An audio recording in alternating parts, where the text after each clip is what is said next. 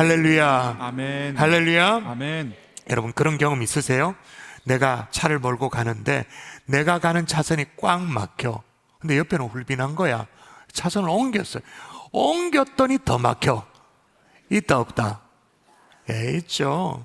중요한 미팅이 있어요. 너무너무 중요한 미팅이어서 좀 이렇게 옷을 잘 갖춰서 잘 차려입었습니다. 한껏 멋을 냈는데 음료를 쏟아버려. 그런 경험 있으시죠? 정말 오래간만에 나를 잡아 소풍을 갑니다. 소풍을 가면 그날 뭐가 온다? 뭐가 온다? 세차했다? 뭐가 온다?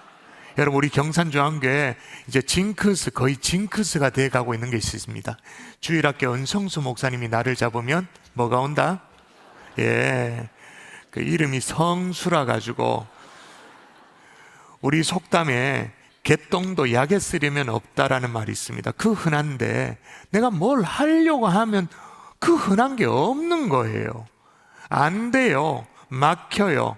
여러분 세상은 이런 것을 무슨 법칙이라고 말을 하죠? 무슨 법칙이라고 말합니까? 머피의 법칙이라고 말합니다. 정반대로 내가 운전 실력이 대단한 게 아니에요. 그냥 운전하고 있는데 교차로에 도착하면 이게 파란불로 바뀌어. 또 도착하면 또 파란불로 바뀌어. 그게 쭉 가는 거예요. 중요한 계약이 있습니다. 오늘 너무너무 중요한 미팅이 있어요. 절대 지각하면 안 돼요. 근데 내가 어떻게 했는지 모르겠는데 시간을 허송세월하고는 지각을 했네. 아이고 내가 이 지각을 해가지고 이 계약이 무산되면 어떡하나 막 걱정되어 그 자리에 갔는데 상대방이 더 늦게 와. 그죠? 시험 직전에 어떤 걸 하나 이제 뭘 마지막 초치기로 뭘 하나 끝까지 붙들고 봐요. 근데 이제 이걸 다 닫고는 시험 문제를 받았는데 좀 전에 봤던 게 문제 나와. 그런 경험이 있다 없다? 있죠. 우연히 장난처럼 복권을 샀는데 그게 5,000원이든 10,000원이든 복권에 당첨이 되는 거예요. 세상은 이런 거를 뭐라 부르냐? 무슨 법칙? 셀리의 법칙이라고 말하죠. 그러니까 우연히 좋은 일들이 연속적으로 일어나는 것을 셀리의 법칙 그렇게 말합니다. 자, 그러면 이제 여러분에게 묻겠습니다. 자, 여러분은 주로 머피의 법칙이 자주 일어납니까? 셀리의 법칙이 자주 일어납니까? 머피입니까? 셀리입니까? 어느 쪽입니까? 예, 각자 다 다르죠. 또 뭐 한 가지라고 말하기는 좀 어려워요. 이상하게 일이 꼬이고 얽히는 그런 일이 있기도 하고, 야, 하나님이 은혜를 주셨다, 축복을 주셨다 그러면서 일이 술술 풀리기도 합니다. 그런데 오늘 본문의 이 사람은 뭐가 술술 풀려. 일이 돼. 술술 풀리는 한 여인을 만나게 되는데 이 여인은 일명 수냄 여인이라고 일컬어지죠. 혹독한 기근 가운데도 건짐을 받게 되어지는 것입니다. 자, 한번 읽어볼까요? 자, 엘리사가 한번 읽도록 하겠습니다. 시작. 엘리사가 이 여인에게 이르되 너는 일어나서 내 가족과 함께 거주할 만한 곳으로 가서 거주하라. 여호와께서 기근을 부르셨으니 그대로 이 땅에 7년 동안 임하리라 하니. 아멘. 기근이 일어나가지고 급하게 피난 간 게 아니에요. 기근이 일어나기 전이에요. 기근이 일어나기 전에 이미 일어날 걸 알고 피하게 되어졌어요. 여러분 우리가 주식 투자를 하잖아요. 주식 없나요? 좀 있으시죠? 주식 투자를 하더라도 이게 주식이 떨어질 걸 알면 그게 문제가 됩니까? 안 됩니까? 내가 갖고 있는 주가가 어떤 주식 아이템이 떨어질 걸 알면 팔면 되지, 갈아타면 되지. 미 대선에 트럼프가 당선될 걸 알면 지난주에 뭐랄까 계엄 막 폭풍이 일어나고 탄핵에 막 소용돌이가 일어날 걸 우리가 미리 알았으면, 기업하는 사람 미리 알았으면 뭔가 조치를 취하잖아요. 요즘 집값이 좀 떨어진다면서요. 대구에 떨어지는데 떨어질 것을 미리 알면 문제 됩니까? 팔면 되지. 대책을 마련하면 되잖아요. 그런데 오늘 본문에 보니까 기근을 미리 알고 그걸 피하는 거예요. 그래서 지중해로 또 이제 지중해 연안의 블레셋 지역으로 가서 7년 동안 살다가 다시 돌아왔습니다. 근데 기근을 피한 것까지는 좋아요.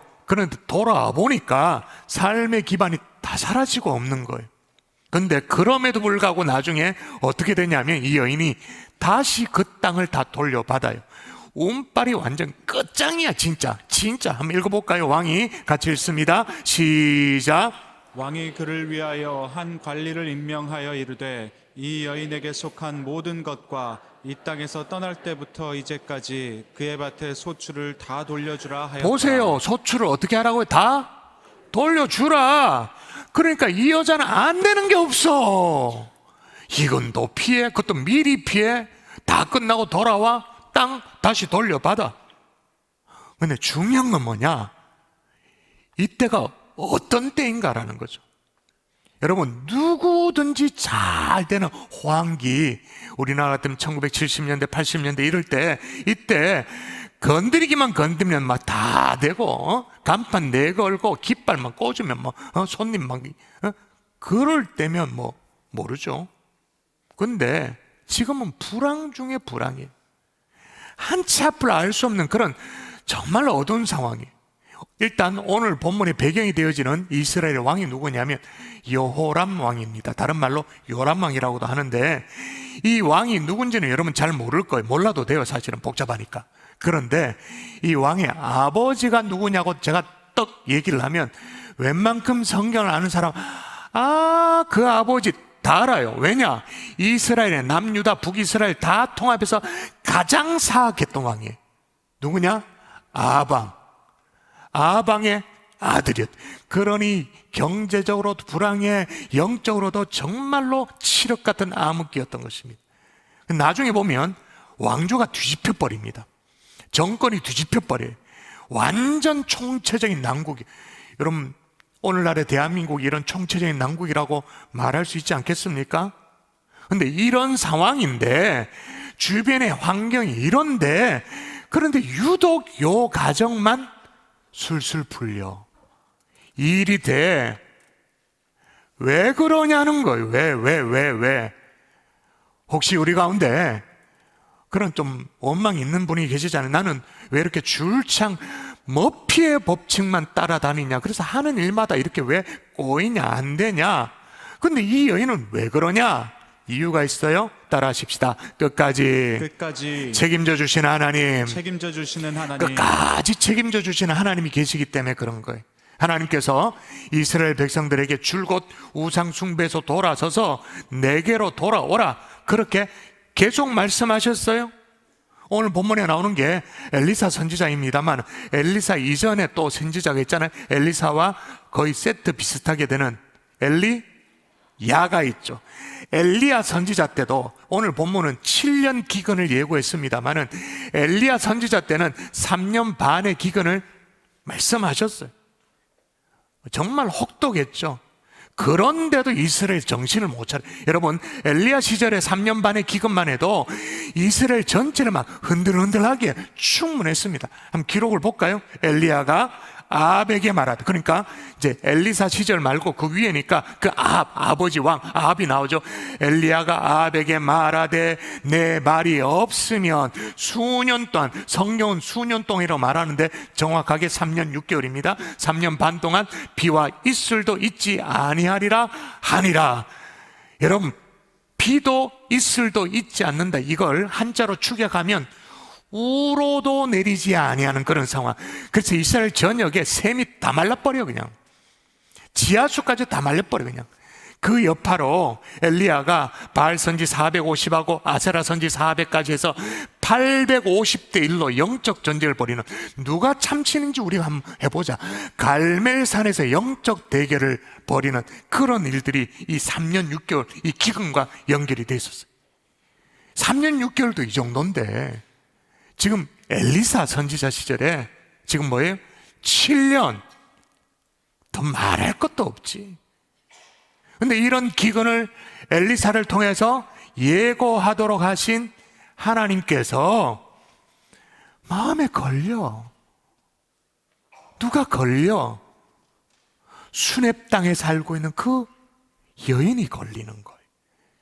궁궐 안에 있는 왕족도 아니고 고관 대작도 아니고 이렇게 힘겨나서는 그런 사람도 아니고 그저 평범한 이스라엘 한 여인이 마음에 걸리는 거예요. 왜 그랬는가? 아니, 무엇 때문에 다른 누구에게도 예고를 하지 않았던 기근을 미리 알도록, 그리고 그걸 대비하도록 그 여인에게 왜 그렇게 하셨는가? 이유는 한 가지예요. 우리는 여러분 성경에서 그 이유를 찾는 사람 아닙니까? 성경을 보면 이유는 딱 한 가지. 이 여인이 지금부터 대략 20년 전 말이에요. 성경으로 말하면 오늘 본문이 이제 8장인데 4장 거슬러 올라가서 열왕기하 4장에 보면 정말 하나님의 마음을 기쁘게 한 그런 일이 있었던 거예요. 주의 종을 정말로 하나님 대하듯이 그렇게 따뜻하게 섬겼던 그 순간이 있었어요. 자, 그 기록을 읽어드릴게요. 하루는 엘리사가 수냅에 이르렀더니 거기서 한 귀한 여인이 그를 강권하여 음식을 먹게 하였으므로 엘리사가 그곳을 지날 때마다 음식을 먹으러 그리로 들어갔더라. 주의 종을 극진히 따뜻하게 대접을 했어요.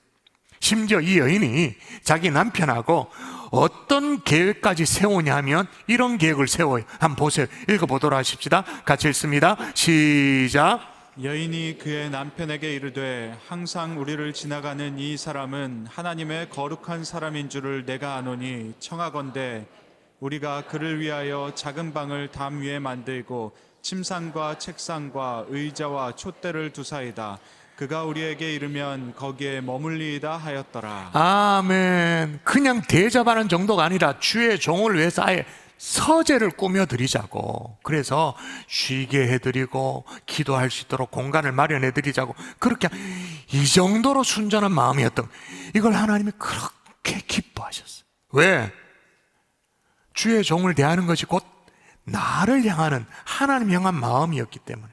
그래서 하나님은 이 여인의 그 순전한 마음을 기억하시고 그 당시, 그러니까 지금부터 20년 전에 엘리사로 하여금 이 여인의 기도 제목이 뭔가, 그 기도 제목을 응답해 주도록 하십니다. 그 기도 제목이 뭐냐? 아들이 없는 거예요. 그래서 엘리사를 통해서 아들을 허락하시죠. 아들이 태어났어요. 잘 자랐어요. 근데 어느 날 잘 자라더니 아들이 말이에요. 아이고 머리야 하더니 두통을 호소하더니 죽어버려. 그래서 또다시 하나님이 엘리사를 통해서 죽은 아들을 살려주시는데, 죽은 아들 누워있는 자리에 눈과 눈, 코, 이렇게 손 똑같이 마주 대하도, 그렇게 한다는 건 뭐냐면 필사적으로 살리겠다, 그 의미거든요. 그렇게 해서 아들을 하나님이 살려주세요. 여러분, 이 정도면 우리끼리 말로 해서 하나님도 할 만큼 다 한 건 아닙니까? 아니, 주의 종을 함부로 대하지 않고 귀히 여기는 그 마음을 소중하게 여겨서, 아니, 하나님이 이 정도로 하셨으면 할 만큼 다 한 거잖아요. 근데 20년이 세월이 지나고 난 이후에 열왕기하 8장에 와서 열왕기 4장에 있었던 그 여인을 다시 소환해요. 다시 불러내요. 그러면서 그 시절 얘기를 다시 꺼내. 한번 제가 읽을게요. 오늘 본문이에요. 엘리사가 이전에 아들을 다시 살려준 여인에게 이르되, 그 여인이라 그 말, 그 여인에게 이르되 너는 일어나서 내 가족과 함께 거주할 만한 곳으로 가서 거주하라. 하나님이 기근을 부르실 텐데, 이 땅에 7년 동안 임하게 될 텐데 피하라는 거예요. 또다시 이 가정에게 살 길을 열어주시는 하나님이시군. 아니, 주의 종을 선대한 것이 뭐 그리 대단한 거 가지고, 아니, 그 정도면 됐지 뭘 이렇게까지 또다시 하시는가? 그걸 또 기억하고 소환해가지고 또 꺼내서 그렇게 말씀하시는가? 여러분, 하나님은 자신의 종들에게 선대한 것을 기억하시는 하나님이신 줄 믿습니다. 아멘. 하나님을 기쁘시게 한 자기 백성을 절대로 잊지 않으시는 하나님이신 줄 믿습니다. 아멘. 그러므로 여러분, 다짐하셔야 돼요. 하나님의 기쁨 되기를 소원합니다. 아멘. 아멘이십니까? 아멘. 아니, 그래도 그런데 어떻게 이렇게 끝까지 하나님이 책임져 주시는가? 원래 하나님이 그런 분이에요. 원래. 읽어볼까요? 자, 읽습니다. 시작. 내가 결코 너희를 버리지 아니하고 너희를 떠나지 아니하리라 하셨느니라. 아멘. 버리지 않는다. 고아처럼 내버려 두지 않는다. 끝까지 책임져 주시는 하나님, 이 민족을 고아처럼 버려두지 않으신 그 하나님을 붙들 수 있기를 주의 이름으로 축원합니다. 아멘. 끝까지 붙들어 주시는 그 하나님을 여러분이 붙들기만 하면 머피의 법칙이 아니라 머피 하레비가 온다 할지라도 우리는 강건할 수 있는 거예요. 아멘이세요? 아멘. 또 하나, 하나님만큼 그렇게 하고 우리는 가만히 있나? 순종으로 응답하는 믿음이 필요하죠. 자, 공의의 하나님은 아직도 정신 못 차리고는 이스라엘을 향해서 징계하셔야만 했습니다. 우상 숭배하고 하니까 징계하셔야만 했어요. 그런데 사랑의 하나님은 주의 종을 선대했던 그 수넴 여인을 지켜주셔야 했던 거예요. 그래서 지중해 연안으로 블레셋 지역이지만 이주하여서 일정 기간 동안 살도록 엘리사를 통해서 명령하셨죠. 근데 여러분, 이 여인 입장에서 이 순종이 쉽지 않는 거예요. 아무리 기근을 피해서 내려간다 할지라도 아니 블레셋에 가서 무슨 일을 만날지 어떻게 알아? 안전이 보장되는 게 그런 게 없잖아요. 더욱 여러분 1절에 보면 우리가 가지고 있는 성경 그냥 엘리사가 이전에 아들을 다시 살려준 여인에게라고 그렇게 나옵니다만 영어 성경과 다른 번역본을 보면 Now 엘리사 그렇게 나와요. Now 엘리사. 그 말은 뭐냐? 이스라엘 전역에 흉년이 시작되는 고 now. 그러니까 흉년이 시작되고 몇 년 지나고 보니까 아이고 더 이상 못 견디겠다, 우리가 피난 가야, 이게 아니고 시작되는 그 타이밍에. 그런데 여러분 생각해 보세요. 아직 기근이 시작 안 됐어요. 피난을 갔어요. 그런데 기근이 안 오면 어떡합니까? 말짱 도루묵이잖아요. 피난을 갔는데 집을 처분하고 논밭을 처분하고 그래가지고 갔는데 기근이 안 오면 그럼 어떡해요? 더군다나 4장 8절에 보면 그 여인을 설명할 때 수넴에 귀한 여인이 있었다 그렇게 말해요. 귀한 여인이라 그 말은 다른 말로 말하면 부유한 여인이었다. 그러니까 부유했으니까 남편과 서재를 만들어서 제공해 드리십시다 뭐 그런 의논을 했겠죠. 여러분, 평상시에는 부유하면 또 세간살이가 넉넉하게 많으면 그럼 좋은 거죠. 근데 지금 피난의 명령을 받았어. 피난 가야 되는 입장이야. 세간살이가 많으면 포기할 게 많아. 버려야 될 게 너무 많아. 내려놔야 될 게 너무 많아. 그렇게 엘리사의 말을 듣고 갔다가 기근이 안 오면 이거 완전 쪽박이지, 그죠? 거기다가 20년 전에는 좀 나이가 들었지만 남편이 있기라도 했었습니다. 근데 지금 20년이 지난 지금은 남편도 없어. 호롤단신이야. 여러분, 순종의 이슈가 생겼을 때 순종을 안 할 이유는, 못할 합당한 이유는 언제나 있습니다. 순종 못할 이유가 없는데도 순종 못한 건 나쁜 놈이고, 진짜 순종하지 못할 합당한 이유들, 합리적인 이유들은 언제나 있어요. 그런데도 이 여인은 어떻게 했는가 읽어볼까요? 자, 여러분이 잘 새기면서 읽어보십시다. 여인이 시작. 여인이 일어나서 하나님의 사람의 말대로 행하여 그의 가족과 함께 가서 블레셋 사람들의 땅에 7년을 우거하다가. 일어나서, 그리고 뒤에 나오는 게 뭐예요? 이게 두 단어가 같이 묶여지는 수거 같은 거거든요. 구문이거든요. 일어나서, 그 다음에 어떻게? 붉은 글씨 행하여. 일어나서 행했다. 이 말은 뭐예요? 즉각적으로 순종했다 그 말이에요. 즉각적으로 순종했다. 그런데 뭘 근거로? 일어나와 행하여 사이에 있는 하나님의 사람의 말대로. 20년 전이나 지금이나 이 여인은 주의 종의 말을 하나님의 말씀으로 알고 순전하게 받고 순종했던 거예요. 자, 그러면 성경은 이 여인의 스토리를, 왜? 이 얼마나 성경이 귀한데, 이게 얼마나 제한적인 내용을 담고 있는데 성경이 왜 성경이 그걸 담고 있느냐는 거예요. 아니, 좋지. 순종의 스토리니까 좋으니까 좋지만 성경에 담길 만큼 중요하냐? 그거죠. 근데 여러분, 앞으로 이스라엘이 어떻게 되는가?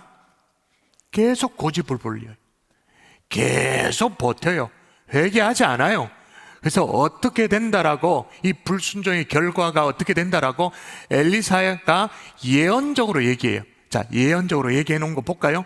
읽어보십시다. 아주 처참하거든요. 아마 꼭꼭 하나하나 씹어가면서 읽어도록 하십시다. 시작. 하나님의 사람이 그가 부끄러워하기까지 그의 얼굴을 쏘아보다가 우니 하사엘이 이르되 내 주여 어찌하여 오시나이까 하는지라. 대답하되 내가 이스라엘 자손에게 행할 모든 악을 내가 알미라. 내가 그들의 성에 불을 지르며 장정을 칼로 죽이며 어린아이를 맺히며 아이벤 부녀를 가르리라 하니. 아멘. 야, 아이를 막 맺혀버리고 그냥 아이벤 부녀의 배를 갈라버리고, 이런 상황, 이런 처참한 지경에 빠지게 되어진다라고 예언적으로 얘기를 해줬어요. 그냥 차마 눈을 뜨고 볼 수 없는 그런 상황이 된다는, 불순종 때문에. 근데 그런 이스라엘의 전체적인 상황 속에 이 여인의 순종은 너무너무 아름다운 거예요. 너무 빛나는 거예요. 깜깜한 흑암 가운데 한 줄기 빗줄기 같은 그런 여인의 순종이었기 때문에 그걸 하나님이 너무너무 기뻐서 그걸 딱 꺼내서 성경에 열왕기하 8장에 기록으로 남기고 있는 거예요. 여러분, 순종이 제사보다 나은 줄 믿습니다. 아멘. 순종이 제사보다 나은 줄 믿습니다. 아멘. 깊은 곳에 그물을 내리라는 말씀에 베드로가 순종할 때 노아가 당시에 본 적도 없던 그 방주를 만드는 순종을 하였을 때 가나 혼인잔치에 물을 떠서 줘라, 항아리를 채우라, 줘라, 갖다 줘라, 예수님의 말씀에 순종하였을 때 놀라운 축복과 기적이 일어나게 된 줄 믿습니다. 아멘. 중요한 건 뭐냐? 주님이 여러분에게 지금 뭘 순종을 요구하고 계시는가? 지금 여러분에게 무슨 순종을 요청하고 계시는가? 그거 생각하셔야 돼요. 그걸 딱 붙드셔야 돼요. 놀라운 기적과 축복의 주인공 될 수 있기를 주의 이름으로 축원합니다. 아멘. 그런데 끝까지 책임져 주시는데 하나님의 방식이 있어요. 이게 진짜 재미나요. 어떻게 하시냐? 정확한 타이밍으로 역사하시는 하나님이신 거죠. 자, 수넴 여인이 7년 동안 기근이 들 거니까 피신가라 그래서 갔습니다. 블레셋 땅에 가서 살았습니다. 살다가 다시 이제 끝나서 가나안 땅에 돌아왔어요. 하지만 그의 집과 그의 이렇게 땅 소유 다 국가의 소유가 됐어요. 주인이 없으니까 당연하죠. 국가에 귀속되겠죠. 살 터전이 없어. 돌아왔는데 거지야 그냥. 그래서 이 문제를 해결하기 위해서 3절에 보니까 자기의 집과 전토를 위하여 호소하려 하여 왕에게 나아갔더라 그렇게 말합니다. 왕에게 호소한다, 이 말은 국가를 상대로 소송을 제기한다 그 말이에요. 반환 청구 소송을 한다 그 말. 그래서 왕 앞에까지 찾아가게 됐어요. 이야, 진짜 대담하죠. 그런데 중요한 거는 바로 그때 왕실 안에서는 어떤 일이 벌어졌냐면 갑자기 이스라엘의 왕, 아주 그냥 망나니 같은 왕이었잖아요. 요람 왕. 엘리사가 행한 기적이 궁금한 거예요. 엘리사의 사적이 궁금한. 그래서 그 몸종이었던 게하시를 불러다가 엘리사 선지자가 어떤 성력을 펼쳤냐고, 어떤 기적과도 같은 역사를 일으켰냐고 그 스토리를 얘기해 달라고. 예수도 제대로 안 믿는, 하나님도 제대로 안 믿고 불순종했던 그 주제에 왜 그게 궁금한지 몰라. 그 스토리를 듣게 됐어요. 자, 4절이 바로 그 얘기입니다. 읽어볼까요? 그때부터 시작. 그때 왕이 하나님의 사람의 사환 게하시와 서로 말하며 이르되 너는 엘리사가 행한 모든 큰 일을 내게 설명하라 하니 아멘. 그래서 게하시는 얼마나 자기가 모시던 선지자 그분에 대한 스토리를 얘기해달라 그러면 얼마나 신이 나요. 막 신나서 막 썰을 풀어요. 그래서 뭐 예를 들면 열왕기하 2장에 나오는 여리고에 사는 사람이 엘리사에게 고하는데 이 성읍은 아름답고 다 좋은데 물이 좋지 못해서 열매가 금방 떨어진다, 익기 전에 떨어져 버린다, 어려움을 호소하니까 자기 스승이 소금을 물 근원에 던져가지고 물 근원을 고쳐주셨다 막 자랑을 해. 그리고 열왕기 4장에 보면 어떤 선지자의 이제 부인이 남편은 죽고 너무너무 가난해서 먹고 살 길이 막막한데 계속 빚은 늘어나는 거예요. 그래가지고는 아들을, 자식들을 노예로, 종으로 팔 수밖에 없는 너무 딱한 사정이었는데 그걸 알고는 엘리사 선지자님께서 그 가정에 기름이 끊어지지 않도록 그렇게 해서 살 길을 열어주셨다. 막 신나서 얘기해요. 또 나만 장군 아냐고. 아람 군대의 나만 장군, 그 원래 문둥병자였다고. 근데 우리 선지자께서 싹 다 고쳐주셨다고. 수많은 기적을 얘기합니다. 쫙 얘기합니다. 그래도요, 이 왕이 다른 건 다 수긍이 되는데 도저히 믿을 수 없는 것이 있었습니다. 도저히 믿을 수 없는 게 뭐였을까요? 죽은 아이를 살린 그 스토리. 에이, 설마 거짓말 하는 거 아니냐? 근데 게하시는 막 계속해가지고 수넴 여인의 죽은 아들을 살린 우리 선지자 그 역사를 막 신명나게 얘기해요. 그런데 왕은 반대편에서 에이, 설마 그렇게 생각했어요? 그 순간 수넴 여인이 등장하는 거예요. 왕 앞에 찾아와서 집과 땅을 돌려달라고 호소하는 거예요. 우와, 완전 소름. 자, 이 타이밍에서 수넴 여인이 굉장히 약아가지고 수완이 많아가지고 그 왕실에 누군가 정탐꾼 첩자 같은 걸 꽂아놓고는 어느 타이밍에 내가 왕 앞에 나서야 될지를 이렇게 지령을 받고 그렇게 움직였죠. 그 작전을 짠 거죠. 아니에요. 그냥 간 거예요. 근데 약속이나 한 듯이 딱 맞아요. 성경이 그 절묘한 타이밍을 수사적 표현을 놓치지 않아요. 한번 읽어볼까요? 읽도록 하겠습니다. 시작. 게하시가 곧 엘리사가 죽은 자를 다시 살린 일을 왕에게 이야기할 때에 그 다시 살린 아이의 어머니가 자기 집과 전투를 위하여 왕에게 호소하는지라. 아멘. 이야기할 때 영어로 말하면 at that very moment, 바로 그 순간에 게하시도 막 얘기하다 놀라가지고 깜짝 놀라가지고 막 흥분하면서 이렇게 말합니다. 게하시 이르되 내 주 왕이여, 이는 그 여인이요 저는 그의 아들이니 곧 엘리사가 다시 살린 자니이다 하니라. 저 부인이, 제가 말한 그 부인이에요. 저 옆에 있는 저 친구가 바로 죽다 살아난 그 아들이에요. 얼마나 절묘해요. 여러분, 이걸 주로 우리는 뭐라고 말하면 이런 걸 하나님의 섭리, 하나님의 역사. 여러분, 하나님은 지금도 정확한 타이밍에 역사하시는 줄 믿습니다. 아멘. 지금도 하나님이 이렇게 역사하시는 줄 믿습니다. 아멘. 그리고 여러분의 생애에도 한치의 오차도 없이 정확한 타이밍에 역사하십니다. 여러분, 지금 이 벌어지고 있는 이 상황을 머리로 한번 이미지를 떠올려 보세요. 어떤 장면일까요? 저는 이 장면을 그린 성화가 분명히 있을 거라고 생각을 했었어요. 자, 그래도 그림에는 좀 일각격이 있잖아요. 그죠? 쫙 찾았습니다. 근데 없어. 그래서 제가 어떻게 했냐? 인공지능에게 성경을 읽혔어요. 본문을 읽혀주고 제가 준비한 설교문을 읽히도록 하고 요 타이밍에 그림을 그려보라라고 하니까 요렇게 그려주더라고요. 한번 보세요. 자, 보세요. 저 보입니까? 왕이 있고 여인이 있고 아들이 있습니다. 그 뒤에서 게하시가 이 손놀림이 보입니까? 손놀림. 그리고 눈이 막 튀어나올라 그래. 막 깜짝 놀라가지고. 여러분, 인공지능도 이 절묘한 타이밍을 알고 있다면 우린 성도 아닙니까? 하나님의 자녀 아닙니까?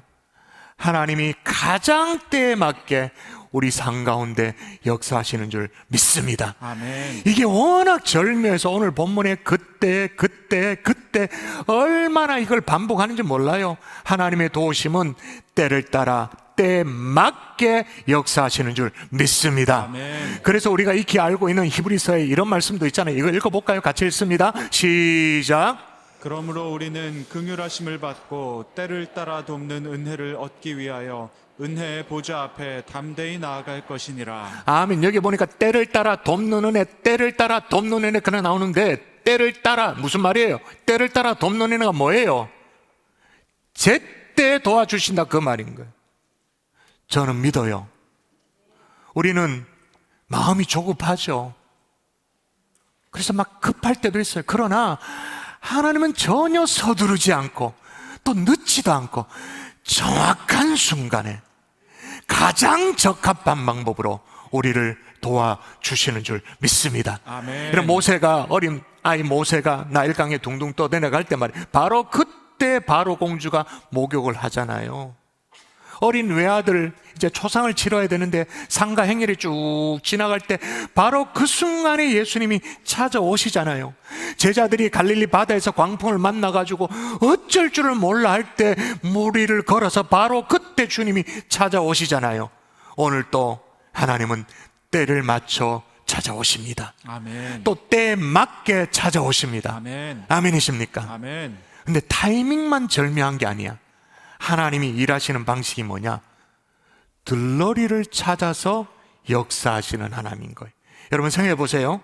이스라엘 왕 요람이 아버지가 아합이었고 도찐개찐으로 악한 왕이었다 그렇게 말했습니다. 근데 그런 왕이 엘리사의 성역에 대해서 왜 관심을 기울이냔 말이에요. 별로 믿음도 없는 사람이 말이에요. 그 이유가 뭐냐는 말이에요. 그리고 게하시는 원래 누구 옆에 있어야 됩니까? 게하시 누구의 몸종이다? 엘리사의 몸종인데 지금 누구 옆에 있냐면 왕 옆에 와 있는 거예요. 여러분, 하나님은 순전한 헌신과 순종의 사람을 도우려고 왕도 동원하고 그 게하시 사왕까지도 동원하고 들러리로 사용하시는 하나님이십니다. 그러므로 여러분, 요람 왕까지 게하시까지 사왕까지 들러리로 동원하시는 그 하나님이 우리를 원한다면, 우리를 돕기를 원하신다면 어떤 것도 다 동원하실 수 있는 줄 믿습니다. 아멘. 어떤 것도 다 사용해서 우리를 도우실 수 있는 것입니다. 그런데 이런 놀라운 섭리 따라 수넴 여인이 이제 왕의 도움으로 국가가 가져갔던 자기 재산, 원래 재산 다시 돌려받아요. 근데 그걸로 끝나지가 않아요. 읽어보십시오. 그걸로 끝나지 않는 게 국어를 할 줄 알면 이게 어떤 의미인지 이해가 됩니다. 자, 국어 하시는 분들만 읽도록 하겠습니다. 자, 시작. 왕이 그를 위하여 한 관리를 임명하여 이르되 이 여인에게 속한 모든 것과 이 땅에서 떠날 때부터 이제까지 그의 밭의 소출을 다 돌려주라 하였더라. 아멘. 집, 토지 돌려받는 건 당연하고 거기에 뭐라고요? 관리를 세워가지고 이 땅에서 떠날 때부터 지금까지, 그러니까 7년 동안 그 땅에서 소출이 얼마였는지 모르겠지만 나왔는 것들을 다 계산해서 돌려줘라. 쌀한톨까지 다 돌려줘라. 완전 꼭 먹고 알 먹고 완전히. 왕이 그것도 직접 관리를 세워가지고 명령을 하는 거예요. 제가 더 설교할 필요가 없겠죠. 끝난 거지 이러면. 말씀의 결론을 맺을게요. 우리는 어려움이 닥칠 때 믿음이 사라지는 것 같고 나의 어려움을 우리 주님이 나 몰라라 하는 것 같고 그래서 원망하고 불편하고 입이 막 툭 튀어나와가지고 하나님 앞 삐삐져 있고 그러죠. 맨날 나는 왜 먹히냐고, 맨날 나는 하는 일마다 왜 꼬이냐고, 왜 안 되냐고 그렇게 원망을 해요. 그러나 하나님은 한 여인의 헌신과 순종을 끝까지 책임져 주십니다.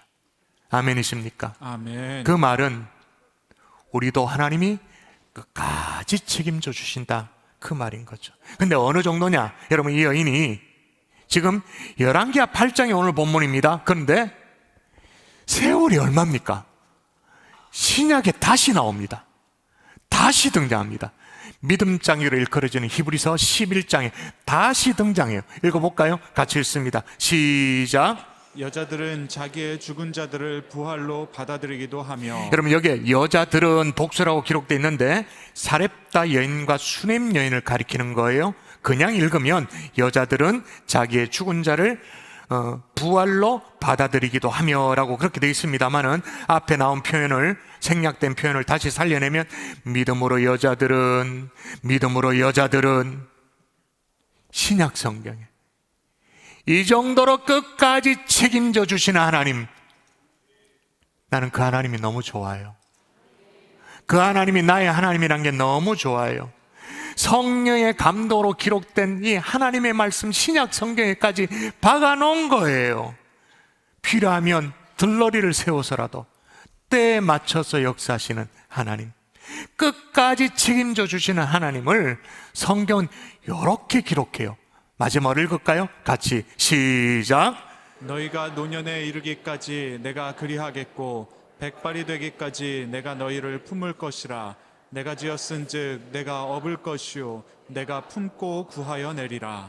아멘. 내가 지었은즉 내가 업을 것이요 내가 품고 구하여 내리라.